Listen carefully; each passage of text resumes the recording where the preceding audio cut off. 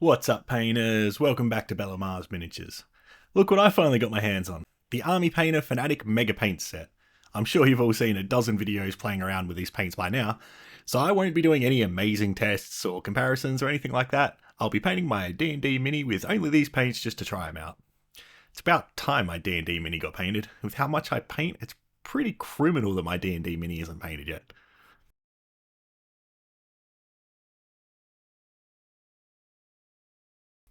I'm not putting the time in the video like my videos normally have. This is because I spent a lot of time messing around and picking paints and trying them out and all that sort of thing. I really don't have an accurate time for how long this took me, plus it's more about trying out the paints rather than a painting guide anyway. Though, as you can see, I'm still putting the paint colours in the bottom left. That way, if you see a colour you like, you can try it out for yourself. Like this magenta. I really like the way this colour came out, and I'm already considering it changing a future project I had planned to use this.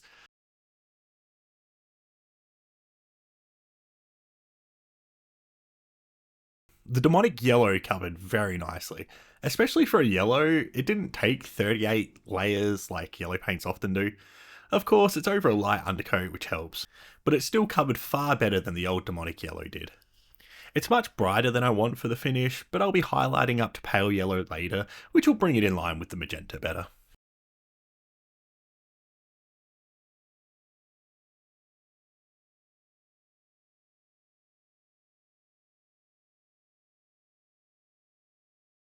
The set has 3 reds from the Cool Red set and 3 blues from the Vivid Blue set.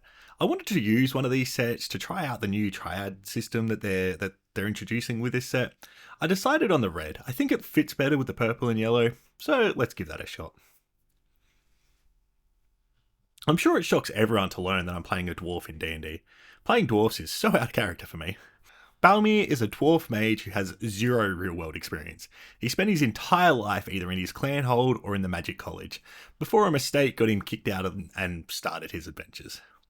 He does not like the real world and is a constant ball of anxiety, which has created a few laughs and stupid moments in our games.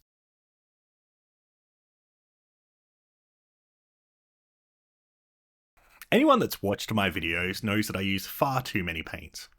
And even with the 50 paint set sitting in front of me, I pretty quickly found myself in a situation where I felt like I didn't have the paints I needed.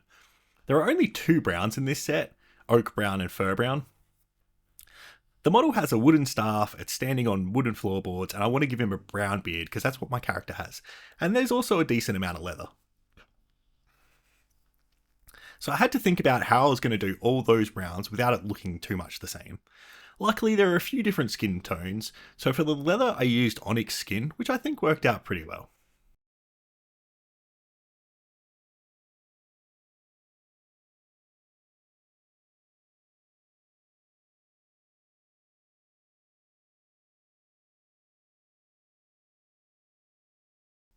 Topaz Skin is from the warm skin tone set, and it has this nice ruddy skin tone.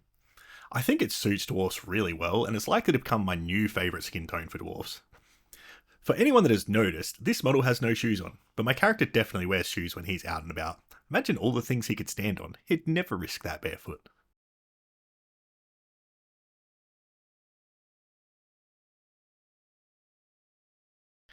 I had to do the tone blue. Balmir is an Order of the Scribes wizard, and he carries far too many notebooks with him to keep track of random things.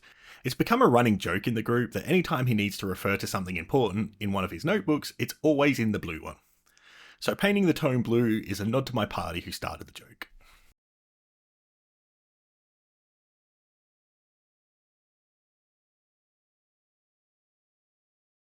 Ancient Stone is from the light neutral set. I'm not even sure how to describe the colour, it's almost like a light tan colour.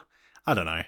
But I decided to try it out as a shadow tone for the white, so most of the parts you see me painting here will be layered up to white later. I also used it for the pages of the tome. I think it's a nice paper colour. Wicked Pink is like a really vibrant pink, and it almost makes me want to paint some more pink horrors. But I already have 30 of them painted, so probably don't need any more.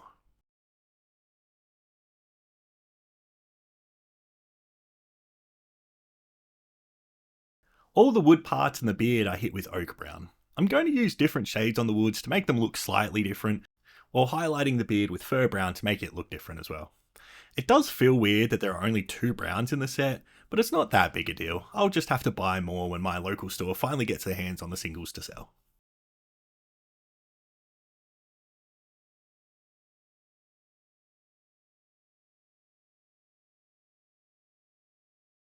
That's all the colours base coated. Nothing here took more than 2 coats. A few of the colours are only 1 coat.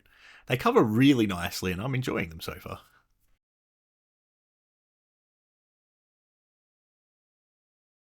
I used all 4 of the shades that came in the set in different spots and they all behaved nicely.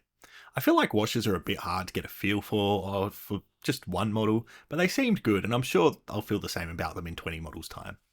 I used soft tone on the leathers, strong tone on the staff, dark tone on the floorboards, and strong skin tone on the skin and beard.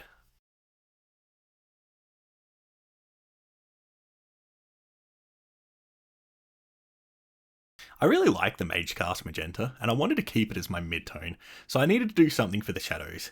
In this case, I just mixed a tiny bit of black into it and used that for my shadow colours.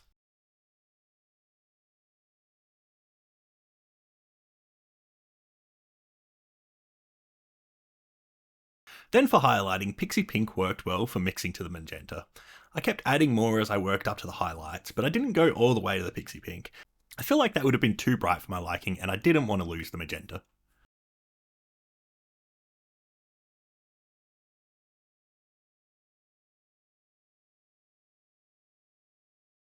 I did the same with Demonic Yellow and Ice Yellow, though in this case Demonic Yellow was my shadow colour and I did go all the way up to Ice Yellow. Once this was finished, I was much happier with how the yellow fit with the rest of the colours. Also, the Ice Yellow is a great colour for mixing into other colours. I think it'll be making its way into a lot of my paint jobs, even if it's just as a mixed colour.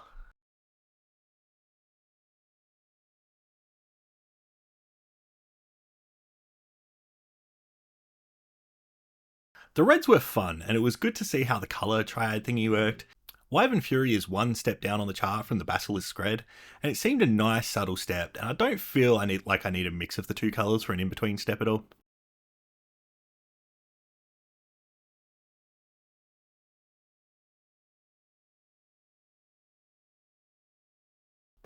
When I put the pure red onto my palette, I immediately noticed it was not the same as my old pure red.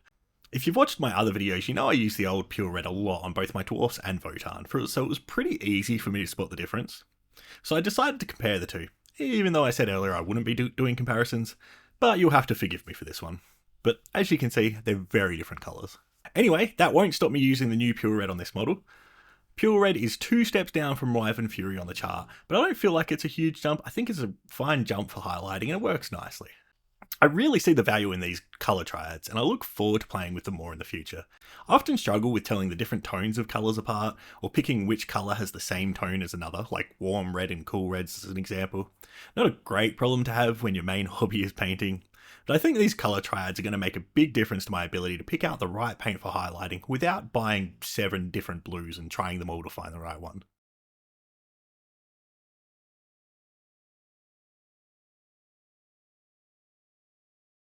The skin is a spot I used the Ice Yellow to lighten the colour for highlighting. It lightened the Topaz Skin nicely without washing it out like white can do.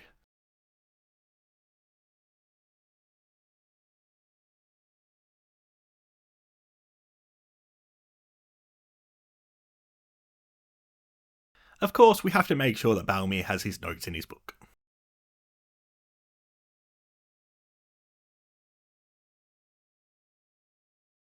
I feel like either the oak brown or the fur brown are slightly different in this new set. When I've tried highlighting oak brown with fur brown with the old paints, I didn't think it worked that well. But they're a part of the same triad in this set and it works out well. Either I did it wrong previously, or one or both of them are different. Maybe I should have done a comparison on them too.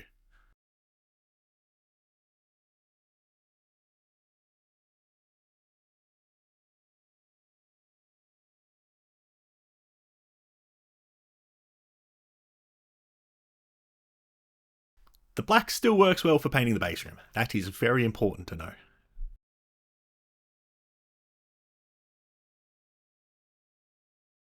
I really like these new paints and I'm very happy with how they perform. I also really like the little paint rack they came with. They fit nicely at the back of my desk. I guess that means Army Painter will be getting free product placement in my videos from now on. Surely they'll see that and want to send me paints and stuff, right? Right? I'm pretty excited to keep using these paints and especially playing with the triad system. I see a lot of money leaving my wallet in the near future. I hope you've enjoyed the video. Next week we'll be back to your normally scheduled program with more old world dwarfs getting ready to hit the table. If you've enjoyed the video, why not give it a like to help me out? And if you want to see more dwarfs painted, then subscribe to keep up to date with my videos. Thanks for watching, catch you in the next video.